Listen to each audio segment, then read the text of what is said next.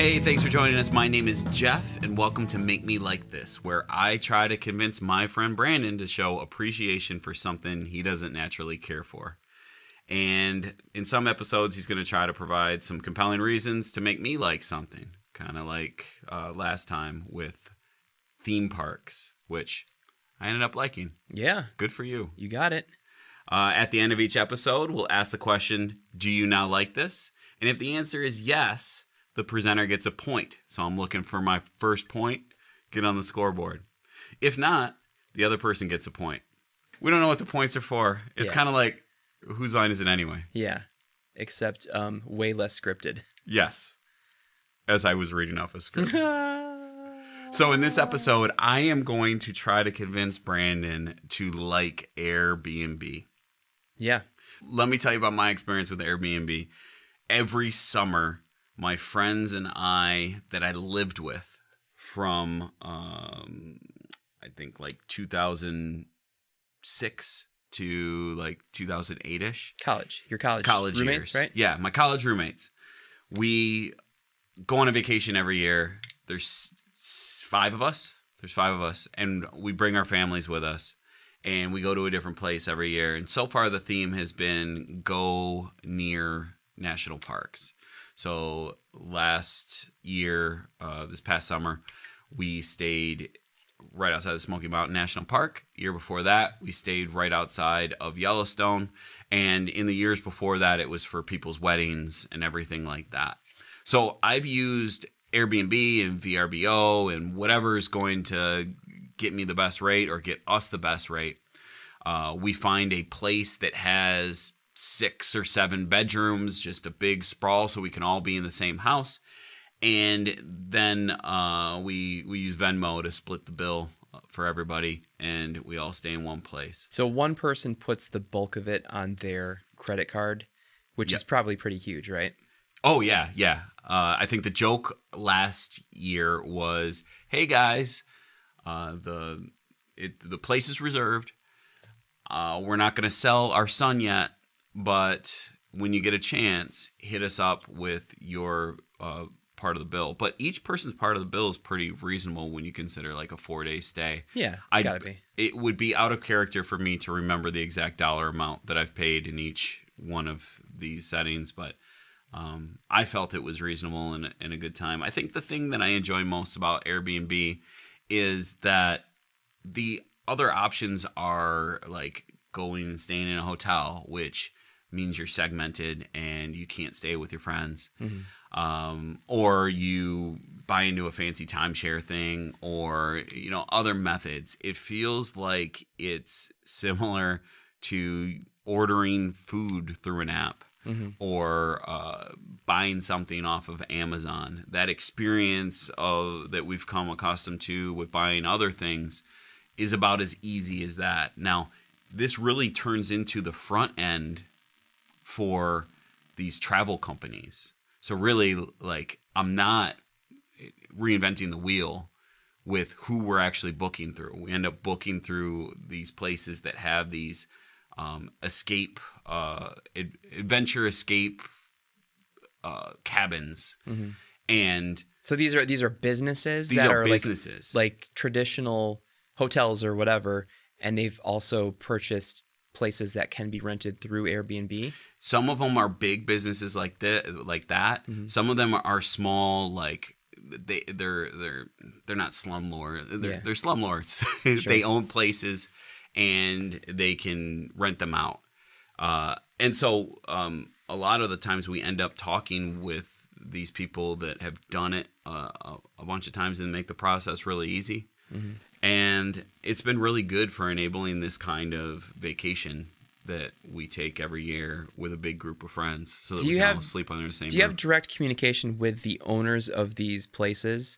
And you're talking to them through the app and asking questions and getting a feel for what kind of person they are? Yeah, it starts off through the app, and then sometimes they'll like link you to different rentals and stuff like that even. So they've got website presences. Like this last person we were able. They were like, "Hey, check out the place on this website or sign these forms." So you're able to like go over all of these things. So Well, there's why like wouldn't a they just do paper that trail. through Airbnb and make it a one-stop place, you know? Well, the payment is through Airbnb.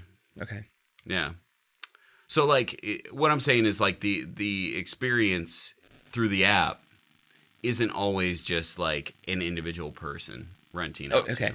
Right. So But it could be. there's varying levels of stakehood into this thing where you've got someone like I know one of our former colleagues rented his apartment out on Airbnb the weekend of a big football game in town and use it to make a couple $100. So you've got that level, but you've also got people who probably even outside of Airbnb that is their livelihood, and it's something, it falls in line with what they're doing anyway, and they're just using Airbnb as another method of getting it out there. Yeah, the places that we're at are like $700 to $1,000 a night, right?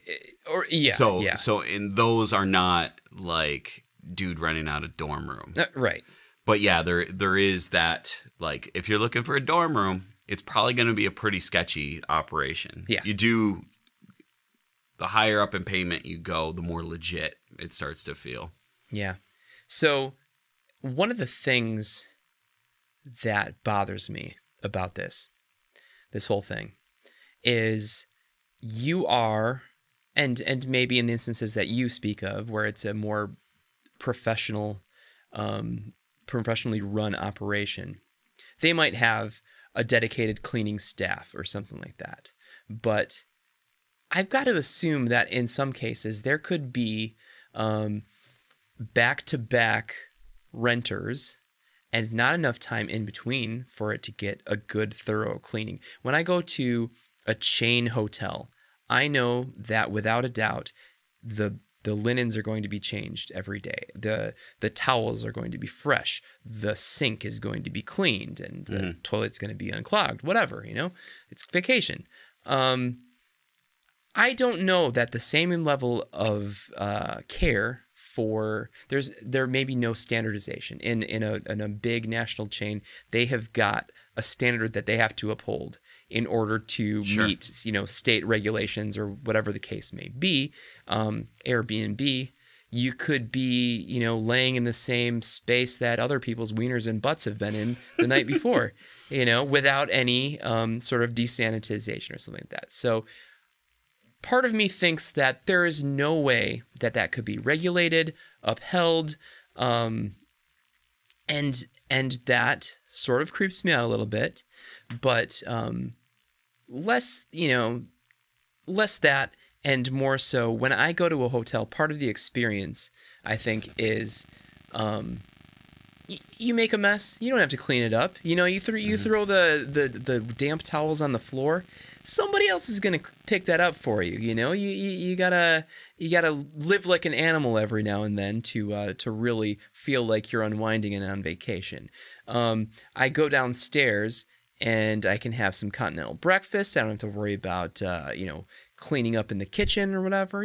That part of that is the carefree me on vacation. And I'm not trying to suggest I'm like Tommy Lee trashing a hotel room, but I think that there is I think I would feel a little bit of anxiety in someone else's house, and if I damage something, if I left a milk stain on the counter or whatever, if I accidentally spill a Gatorade on a couch in a hotel room, well, they've got the equipment to handle that immediately because they probably deal with it multiple times a day.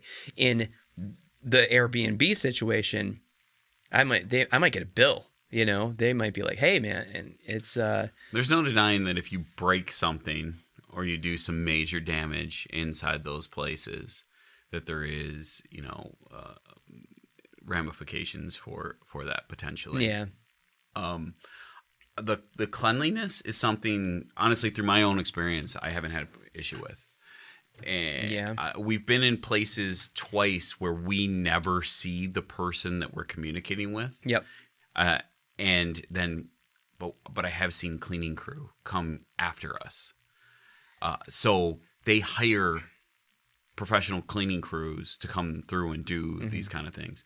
There was one place we stayed in where the person who owned the place wasn't even in the state.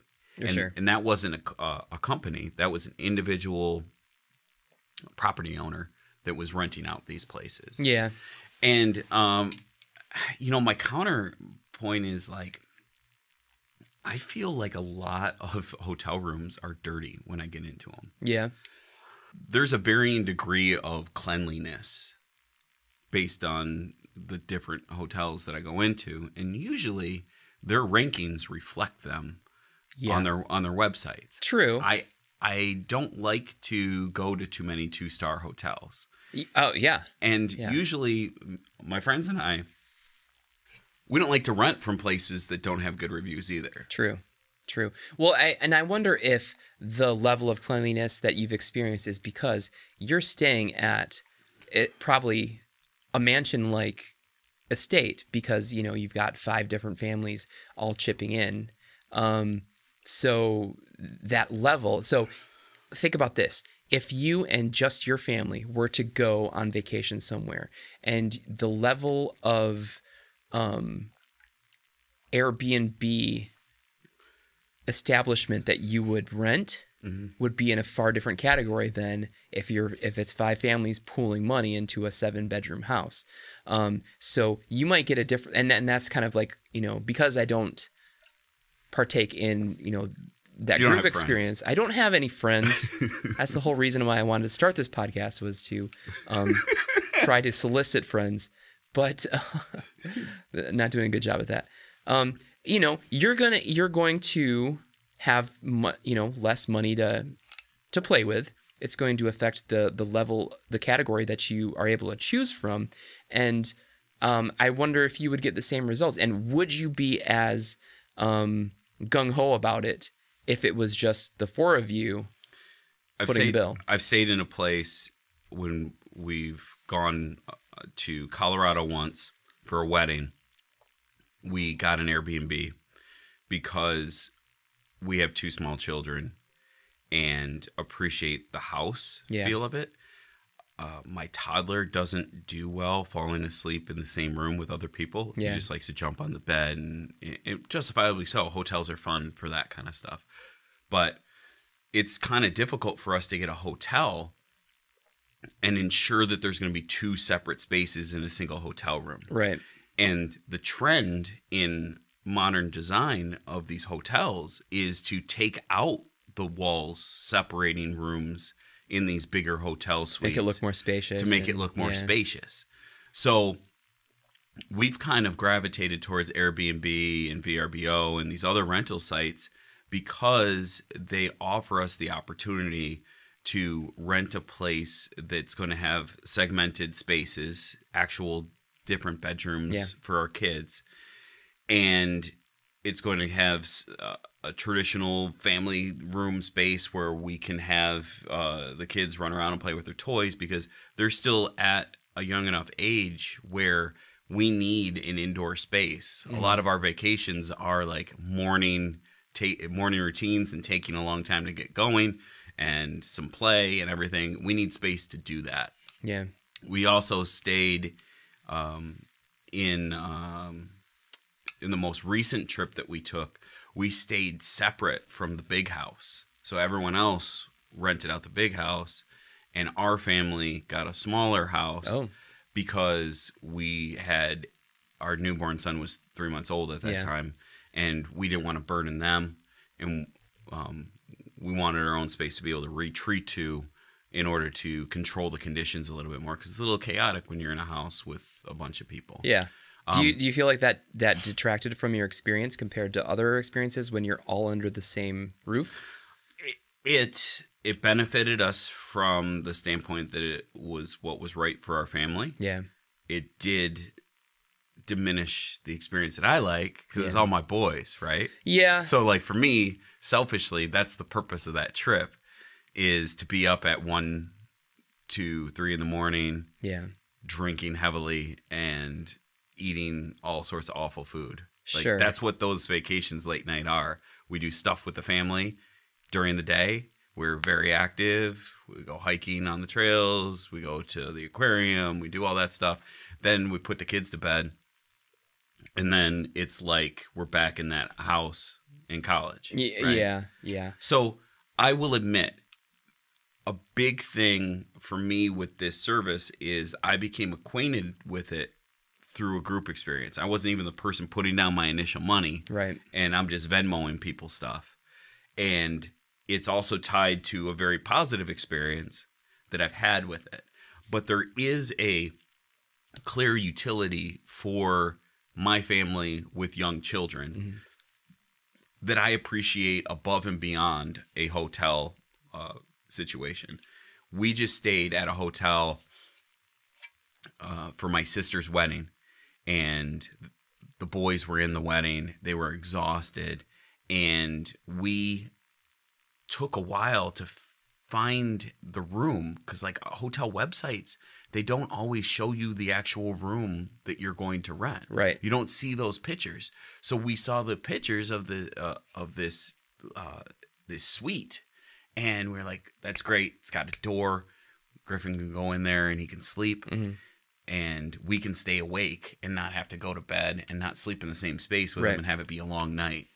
And separate the infant from the toddler too, so that the infant isn't being kept awake by the infant, and you know what I mean, like vice versa. So was that not the case? No, they were going through a renovation, so we walked in there and they had blown that wall out, right? Yeah. So you don't always get what you pay for at a hotel. No. And they shift you around, and like a lot of times when they say we upgraded you to blah blah blah, it's because they gave the room away that you wanted to stay in. And for us, we're very particular about the room. It's not just it's not convenient for us to stay away from our home. And so if we're going to do it, if we can ensure that the place is the place that we see in the pictures, that's a good thing. And with Airbnb, it's pictures of the place. Yeah. And we see the spaces, and we've repeatedly gone to those spaces and been able to follow through on the plans that we had for who was going to stay where and how we were going to do everything. So Sure. Well, I think one thing for me that I would not like in that situation is I like having my own space. And it sounds, that's sort of like the selling point for you is it's like a callback to your college experience where you guys are all in a house and having fun together and stuff like that. I would prefer, and like the instances where I've been in a wedding or something like that, and we're all in our own hotel rooms, and we're at the lobby bar hanging out and stuff like that. But time to go to bed, I can go back to my room. Everyone can kind of go back to their own spaces, not sharing a bathroom, You're absolutely right. I don't want to stay in the same place as my family. Not at all. I totally understand that. Yeah. This is we won't send this episode to your wife here. We're not going to put it anywhere publicly. No, I'm talking like extended family. Oh yeah. Like, for sure. I like hanging out. Like my sister's wedding. Like I would never say, "Hey, let's just get a big house and all stay there together." Yeah. I don't want my mom under the same roof as me. Yeah. Anymore. So this is I love my mom. This is a specific, thing for you and your college roommates to remain close and connect with each other and stuff. But we've done it where it's just our family too, man. Where it's just and when I go and I travel, if I'm going by myself, I'm gonna stay in a hotel. I like eating on the bed and not caring if I spill or not. Yeah. Right? Right. So, there's a certain it's a freedom that you get when you can spend the night in a hotel that I like and stuff. But answer me this. Financially, disregarding the situation with your college friends, stuff like that, you're looking at a hotel for you and your wife and maybe your kids, and you're looking at an Airbnb for that same group of people. Which one is going to trend cheaper? By square footage? Or sure. Overall? I mean, let's say you guys are going to Gettysburg, and you want to, see the sights and everything like that. Take the kids when they're a little bit older, and you need a place to stay for the week. What's going to be cheaper? You go Airbnb or you go Radisson? I'm like an awful person to ask. You're not, about, yeah. I should, because I'm not totally governed by that. Yeah. But I will tell you. So this is anecdotally. I think it's more comparable than you might think, and the reason why I bring up the square footage thing is I'm looking at homes. Yeah. Even if they're 2-bedroom homes. Yeah. I'm looking at 2-bedroom homes to rent. Now, if I can get a suite hotel room, it's probably going to be on the cheaper side, especially since I'm going to sacrifice on location a little bit. Sure. Right? But, like, if you think about a Radisson in downtown Grand Rapids or something like that, and compare it to a 2-bedroom home, maybe on the outer edge of Grand Rapids or something like that, I wouldn't think that the price would be too different, but would offer 2 different experiences. Yeah. Yeah. So, again, it really depends.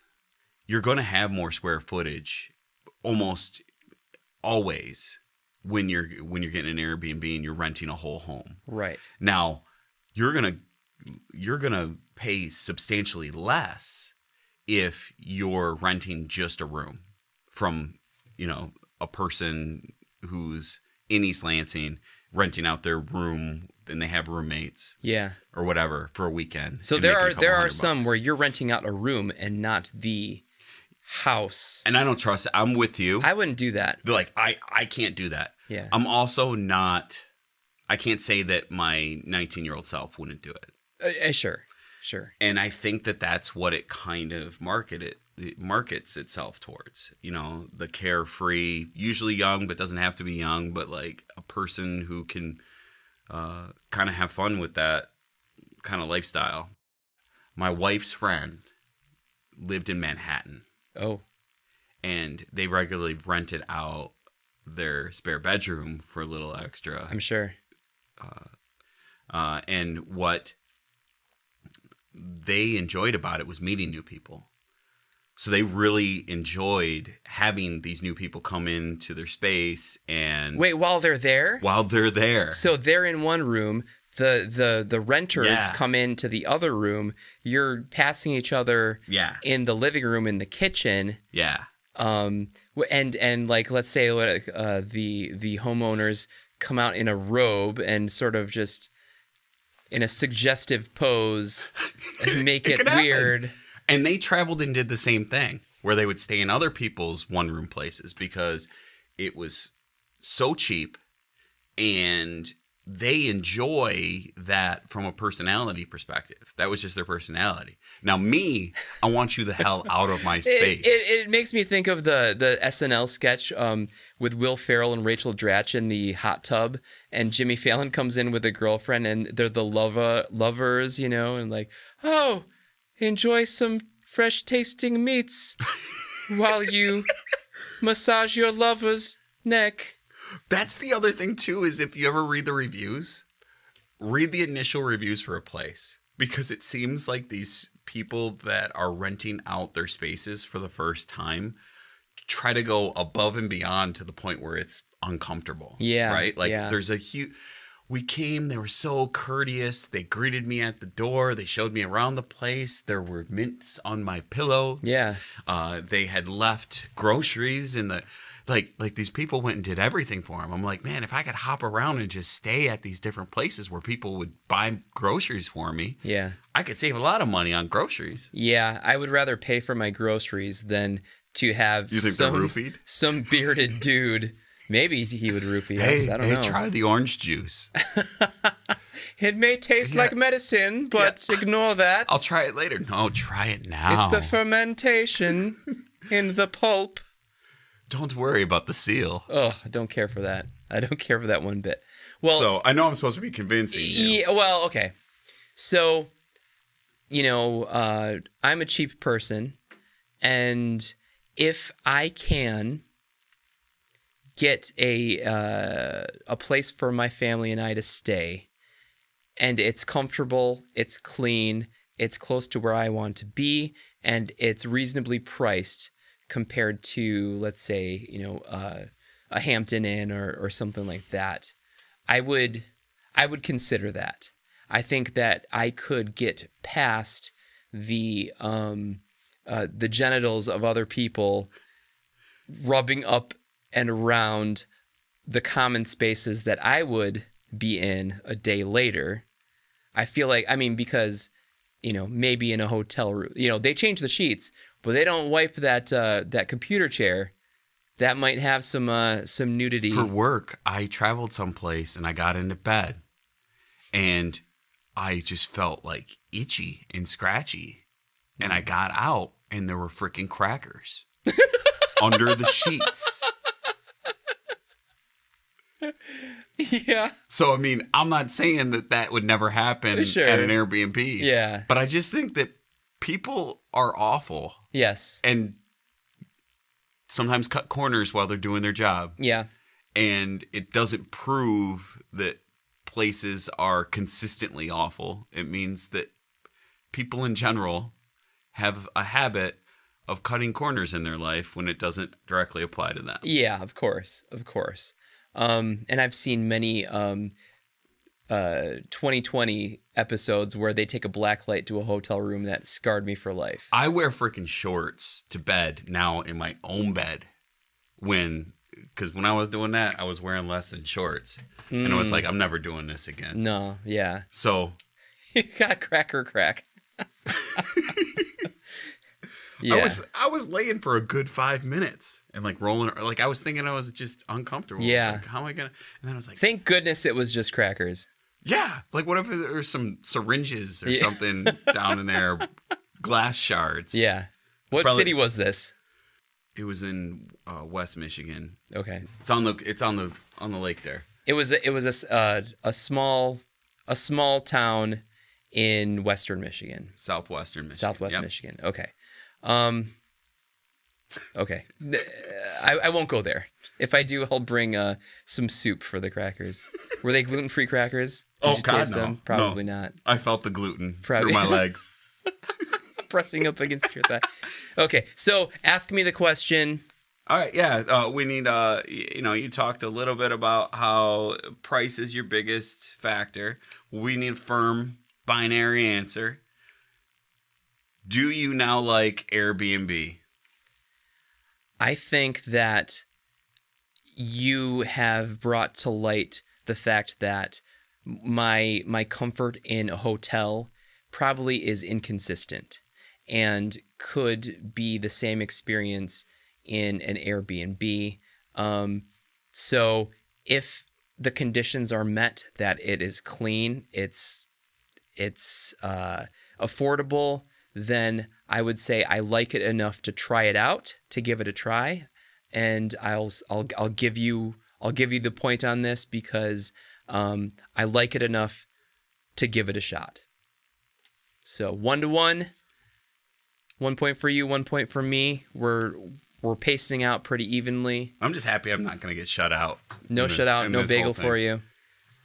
Pretty good. Okay, well, thank you for sharing your experience, maybe sharing a little too much, but it was worth it in the end because it convinced me to see a broader perspective and maybe work through some issues I have in my own personality of maybe OCD or something, but it is what it is. Appreciate your perspective as always. So thanks for joining us.